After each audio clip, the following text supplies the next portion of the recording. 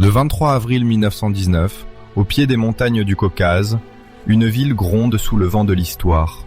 Elle s'appelle Vladikavkaz. Les bolcheviks la rebaptisent Ordzhonikidze, comme pour effacer ce qui existait avant. Mais le nom ancien subsiste dans les mémoires, comme un écho qu'on n'étouffe pas. C'est là que naît un enfant dont personne ne prononce encore le nom avec crainte ni révérence. On l'appelle Oleg. Oleg Vladimirovitch Penkovski. Autour de son berceau, le monde tremble. L'Empire a déjà chuté. La guerre civile russe n'est pas une rumeur lointaine. C'est une morsure qui traverse les rues, les gares, les maisons. Les armées s'affrontent, rouges contre blanches, frères contre frères. C'est dans ce fracas que s'inscrit, dès le premier souffle d'Oleg, une faute originelle. Car son père, Vladimir Stepanovitch Penkovski, ne combat pas sous l'étoile rouge, mais dans les rangs de l'armée blanche. Vladimir est officier. Pour lui, la Russie ne doit pas se plier à la révolution. Il croit défendre une patrie plus ancienne que les slogans, un ordre plus solide que les décrets. Mais l'histoire, elle, ne croit pas aux fidélités perdues. L'armée blanche recule, se brise, se disperse. Et un jour, sur un front sans nom, sous un ciel bas et gris, Vladimir tombe sous le feu de ceux qui bâtissent l'URSS. La nouvelle arrive à Vladikavkaz comme un coup près. Il ne reste qu'une veuve, Ekaterina Ivanovna Penkovskaya, et son fils. L'État soviétique, lui, retient surtout ceci. Le père est mort en ennemi. Le sang de l'enfant porte la marque d'une loyauté suspecte. Aux yeux de la future machine stalinienne, c'est un stigmate invisible. Il s'inscrit dans les dossiers, dans les mémoires, dans le regard des fonctionnaires. Ekaterina élève Oleg seule. Elle ne discute pas la nouvelle Russie. Elle se tait. Elle s'adapte. Elle comprend que, pour survivre, il faut que le fils n'imite pas le père. Dans les années 1920, Lénine meurt. Staline monte. Les murs des écoles se couvrent de portraits, d'affiches, de slogans. Dans les campagnes, on arrache la terre aux paysans pour la livrer aux kolkhozes. Dans les villes, l'acier, le charbon, les usines, tout est mobilisé pour la grande marche en avant. L'enfance d'Oleg se déroule sous cette chape. Cris des orateurs sur les places, parade de l'armée rouge, rumeurs de purge. On apprend très tôt à choisir ses mots, à baisser la voix, à regarder derrière soi avant de parler. Dans les couloirs des administrations, la GPU puis le NKVD veillent. Les portes se referment la nuit sur des familles entières qu'on ne revoit plus au matin. Et pourtant, dans ce monde de peur organisée, une voie de salut semble s'ouvrir pour le fils d'un officier blanc. L'armée. L'armée rouge dévore des hommes, mais elle en fait aussi des carrières. Elle offre un uniforme, un grade, un toit. Elle récompense la loyauté par des galons. Pour un enfant d'origine politique douteuse, c'est un pari audacieux. Oleg le fait. Dans les années 1930, il entre dans les écoles militaires soviétiques. Là, le passé est pesé, disséqué. Mais la performance, la discipline, la ferveur peuvent, parfois, racheter le sang. Oleg choisit l'artillerie, le canon, la trajectoire, le tir ajusté. C'est une arme de calcul et de puissance, une science froide au service d'une cause brûlante. Il apprend les formules, les portées, les angles. Il répète les slogans, chante les hymnes, étudie les portraits des maréchaux comme d'autres lisent les icônes. Autour de lui, la terreur stalinienne s'intensifie. Dans les casernes comme ailleurs, les ombres circulent. Des officiers disparaissent. Des héros de la guerre civile sont déclarés traîtres. L'armée elle-même est purgée. Mais Oleg reste. Il progresse. Ses instructeurs voient en lui un élève sérieux, précis, ambitieux. Il ne peut effacer le passé de son père. Il peut, en revanche, démontrer chaque jour que sa loyauté va entièrement à l'État soviétique. Quand la guerre éclate, elle ne porte pas encore le nom sacré de Grande Guerre patriotique. En 1939, les accords, les calculs, les frontières bougent. Mais en juin 1941, tout bascule. L'Allemagne nazie frappe. L'URSS est envahie. Alors commence la guerre que les soviétiques raconteront pendant des générations, avec fierté et terreur mêlées. Oleg est dans l'armée rouge, artillerie. Il passe du terrain d'exercice au front. Derrière les lignes d'infanterie, les batteries creusent leur position dans la boue, la neige, la poussière. Les ordres tombent, les cartes s'étalent. Il faut frapper les colonnes de blindés, détruire les nœuds ferroviaires, écraser les positions ennemies avant qu'elles ne percent. Le front contre l'Allemagne n'est pas une ligne propre. C'est un océan de feu. On recule, on tient, on contre-attaque. On perd des villes, on les reprend. Oleg voit des amis mourir, des unités se dissoudre sous les obus. Il voit aussi la force de cette armée qui se reconstruit en marchant, qui apprend la guerre moderne dans le sang. Il est blessé. Des éclats déchirent sa jambe. On le transporte à l'arrière, sur des civières qui tremblent, à travers des routes encombrées de réfugiés, de soldats épuisés, de colonnes de chars. La douleur pulse. Le canon tonne encore au loin, mais il revient. Il ne reste pas à l'hôpital plus que nécessaire. L'artillerie a besoin de ses officiers. La guerre n'attend pas. Les archives publiques ne détaillent pas chaque bataille, chaque position, chaque ordre qu'il donne. Mais une chose est sûre, Oleg sort de ce tumulte en vétéran. Il a vu la Wehrmacht reculer. Il a vu le drapeau rouge s'élever au-dessus des villes reconquises. Il appartient à cette génération que l'URSS glorifie, celle qui a tenu quand tout semblait perdu. La fin de la guerre ne signifie pas la fin des armes. Le canon se tait en Europe, mais l'État soviétique, lui, ne relâche pas sa vigilance.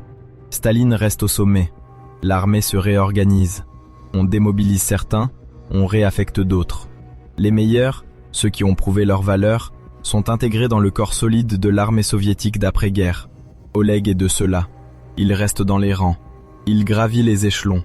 Après les plaines ravagées, c'est le temps des salles de cours avancées, des académies, des doctrines. On ne se contente plus de viser des objectifs à courte portée. Une nouvelle ère s'ouvre, celle des missiles, des armes guidées, de la frappe à longue distance. À Moscou, l'académie d'artillerie F.E. Dzerzhinsky forme l'élite de ces nouveaux maîtres du feu. C'est là qu'Oleg est envoyé. Il marche, en uniforme impeccable, dans ces couloirs où se croisent officiers, ingénieurs, scientifiques. Les murs portent les portraits de Dzerzhinsky, l'homme de fer de la Tchéka, premier noyau des organes de sécurité. Le message est clair. Dans l'URSS d'après 1945, artillerie, missiles et renseignements sont liés. Le canon n'est plus isolé. Il dépend des yeux, des oreilles, des plans à très longue portée. À l'académie, Oleg étudie les trajectoires des projectiles qui dépassent déjà les horizons humains. On parle de fusées, de têtes de guerre spéciales, de charges capables d'anéantir des villes entières.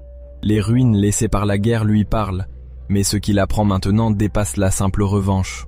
C'est le langage de la destruction stratégique.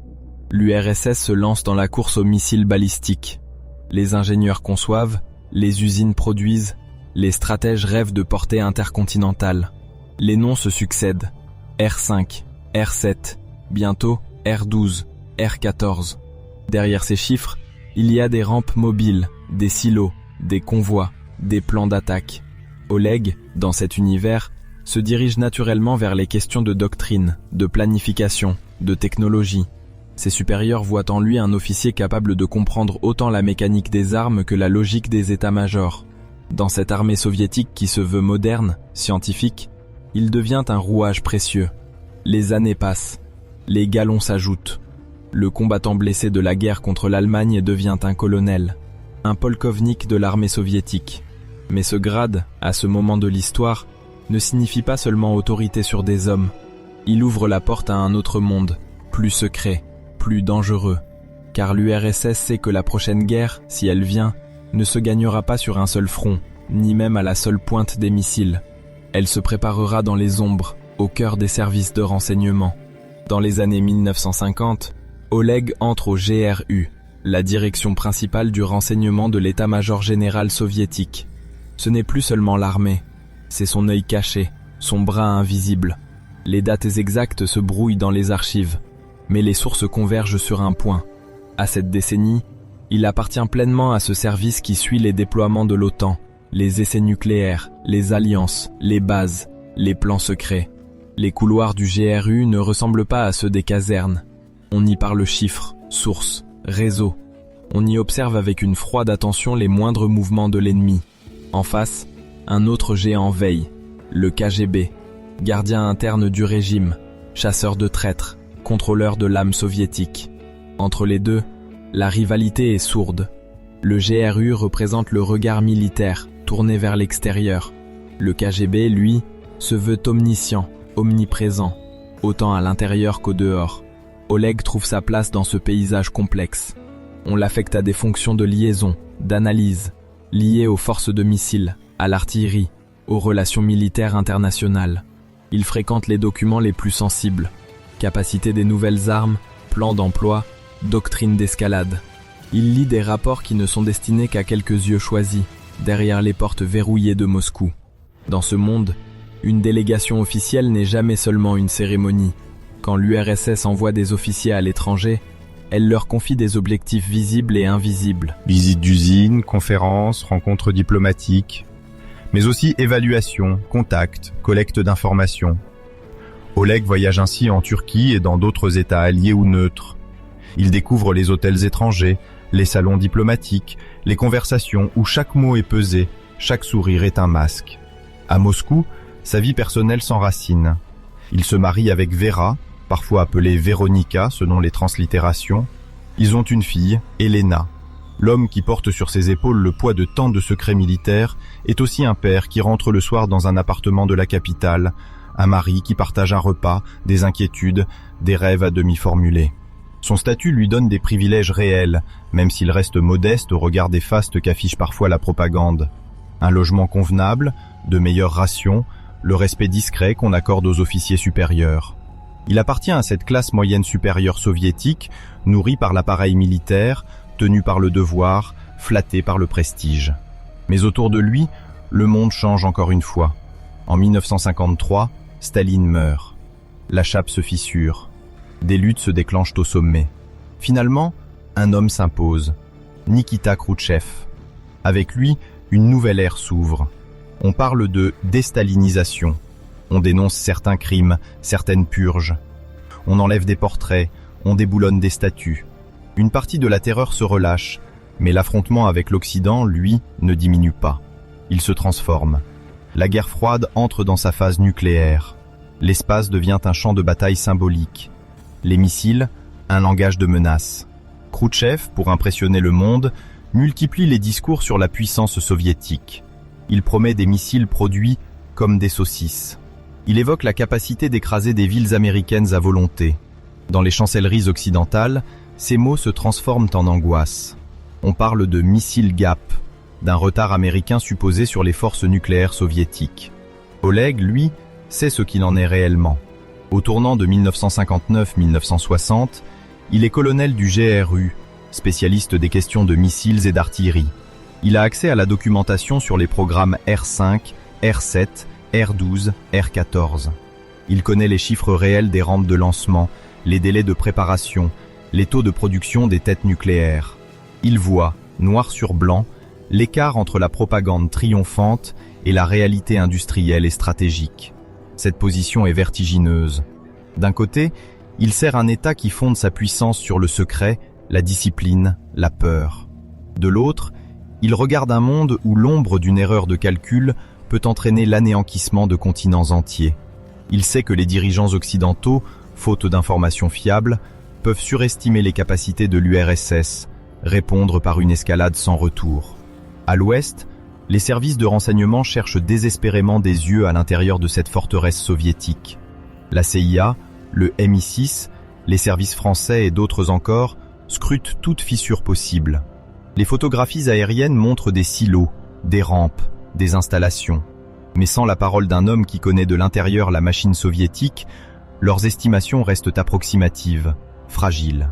Oleg Penkovski se trouve au carrefour de ces deux mondes. Officier du GRU, colonel respecté, vétéran de la Grande Guerre patriotique, diplômé de l'Académie Dzerzhinsky, il navigue au cœur des chiffres, des plans, des secrets qui décident de la paix ou de l'apocalypse. Chaque jour, il pénètre dans des bureaux où sont rangés des dossiers marqués des tampons les plus sévères. Chaque jour, il pourrait, s'il le voulait, changer un détail, retirer une feuille, mémoriser un tableau. Pour l'heure, en cette veille de la guerre froide nucléaire la plus tendue, aucun contact n'est encore établi entre lui et l'Occident, selon les sources ouvertes. Mais déjà, dans sa trajectoire, tout est là.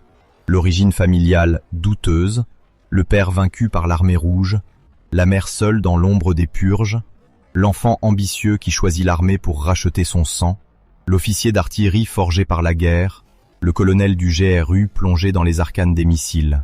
Autour de lui, la machine soviétique se tend. Les missiles R5 et R7 ont ouvert la voie. R12 et R14 se préparent à étendre le bras de Moscou bien au-delà des frontières traditionnelles. Dans les discours de Khrouchtchev, La supériorité soviétique est affichée comme une vérité éclatante. Dans les officines occidentales, on tremble, on calcule, on projette. À Washington, à Londres, on cherche à pénétrer ce mur de silence. À Moscou, on renforce le secret, la surveillance, la méfiance. Et au centre de ce champ de force, figure discrète dans les photos de groupe, nom encore inconnu du grand public, se tient un homme dont le destin va bientôt franchir la ligne interdite. Un colonel du GRU, Oleg Penkovsky, porteur de clés que l'Ouest rêve d'obtenir, que l'URSS ne peut perdre sans trembler. Les événements qui viennent vont faire de lui l'un des agents les plus précieux de la guerre froide, et l'un de ses martyrs les plus tragiques.